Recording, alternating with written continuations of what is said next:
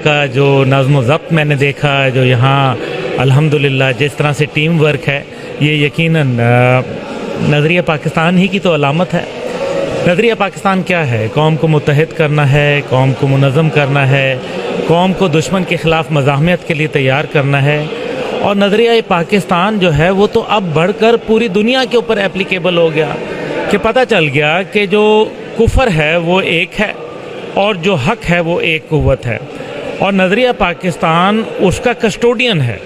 तो नज़रिया पाकिस्तान के बग़ैर पाकिस्तान के अंदर मायूसियाँ फैलाई जा रही हैं, और उन मायूसियों को सिर्फ़ एक बरतर नज़रिया जो कि पाकिस्तान के अंदर पिन्हा है, जो करारदाद मकासद के अंदर पिन्हा है, हमें उसको लोगों तक पहुँचाना है।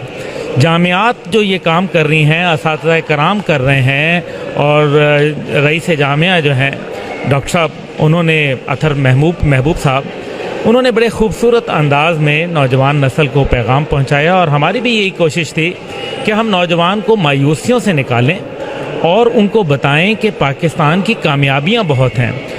दुनिया जो है वो पाकिस्तान को एक फेल्ड स्टेट डिक्लेयर करना चाहती है, उनके ये अज़ाइम हैं, क्योंकि उनके निज़ाम को असल में पाकिस्तान ने चैलेंज कर डाला है।